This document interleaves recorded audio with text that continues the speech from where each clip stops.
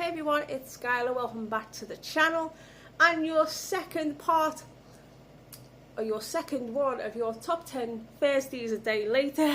Apologies for that. How are you all doing? I hope you're doing very well. This is top 10 of my favourite Brian De Palma movies. Yes, I do like Brian De Palma. Oh, especially all of these movies. And I'll talk about some in a little bit, and you'll be surprised which movies he did actually direct. So let's get into it. Let's start. 2002, which is number 10. It's Femme Fatale. It's a good movie, but I like it where it's at, number 10. It wouldn't be any higher for me. 9, from 1987, your classic gangster movie, The Untouchables. This for me is a bit of a gem, and unfortunately it's lower down on the list because I like movies better, but The Untouchables is so well made. Brian De Palma touching upon the gangster genre. Yeah, you'll see that in another one of my lists of gangsters and stuff like that as we further go along the list. So number 8 from 1993 is Carlito's Way. Yes, this is a classic. I love Carlito's Way. I have not watched this in years and years and years and years. This would be a movie that I would have to rewatch again to understand the premise of it. But I love it. And that's why it's so low down on the list. It would be higher, but there's other movies I do like better. So, 7. 2006. Oh, about it. I really enjoy this. This is the Black Dahlia. I know you would not think I would have this on my list, but yes. And as I said, for like the others, it would be higher, but you will understand why there's other movies I like much better. But I do love Black Dahlia, and I do love movies about, like, based off true stories or true events. So that's why that's on the list. So 6 from 1974. Oh, I watched this a few years ago, and to me this is a gem. This is so underrated. I love this. It's actually from 1974, and it's Phantom of the Paradise.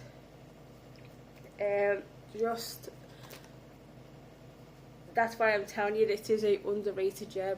And Brian De Palma on this,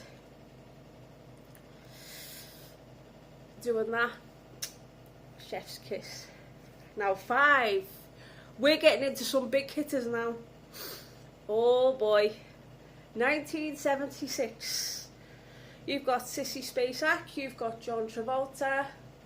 Oh, now I always forget the mother's name, so don't. What's her name? Oh, yeah. You'll be flying the name. I did remember the name. But she is a phenomenal actress that played the mother in this movie. Yes, I am talking about Carrie. Yes, it was Brian De Palma that directed it. Yes, you bit of a shocker. Yeah, you know the premise, you know the story. I've told about it before on the top 10 list of Halloween. So let's get into number 4. This is a massive underrated gem for me. 1972 we're going to. I own this movie. I've seen this about 3 times now, and I love it. It's just totally different.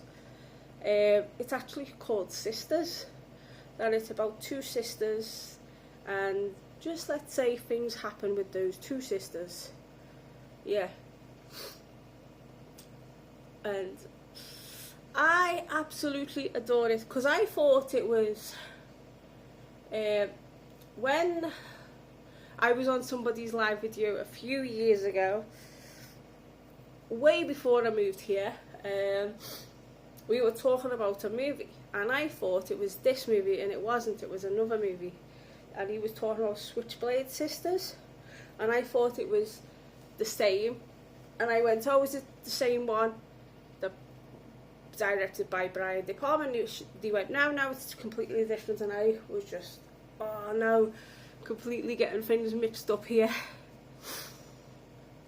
Yeah, but Switchblade Sisters and Sisters are 2 completely different movies, so yeah. So number 3, I was talking about it from number 9. This is another gangster type movie, but it's about drugs and cartel and stuff like that. It is from 1983. Main character's first name is Tony. It does star Al Pacino. Is it? Yeah, Al Pacino. And it also stars Michelle Pfeiffer. Yep, I am on about. And it has one of the kick-ass soundtracks ever. And it's called Push It to the Limit. So, of course, I'm on about Scarface. Oh, man, that is a fucking movie and a half. But the only reason why it's not number 1 is because I have 2 movies that are slightly a bit better than it, and they're both giallos, in a sense. So, 1984 is our number 2 movie. Yes, it's Body Double. I love Body Double. Oh man, this movie does not get talked about enough, as well as my number 1, and I gotta talk about my number 1 in just a second. But as I said, Body Double is it's a giallo, but it's just like a twist. It's got a massive twist to it.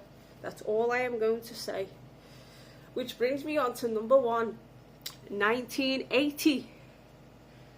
Stars Michael Caine as a bad guy. Yes, Michael Caine is a bad guy. Oh, I thought my nose was bleeding then. It's not. Yeah, Michael Caine is a bad guy. Yep, and you would never think Michael Caine as a bad guy in a giallo.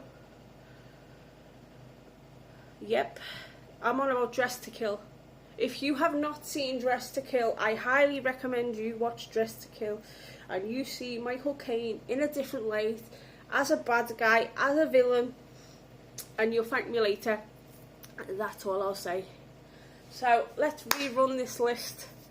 10, 2002, Femme Fatale. 9, 1987, The Untouchables. 8, 1993's Carlito's Way. 7, from 2006, The Black Dahlia. 6, 1974's Phantom of the Paradise.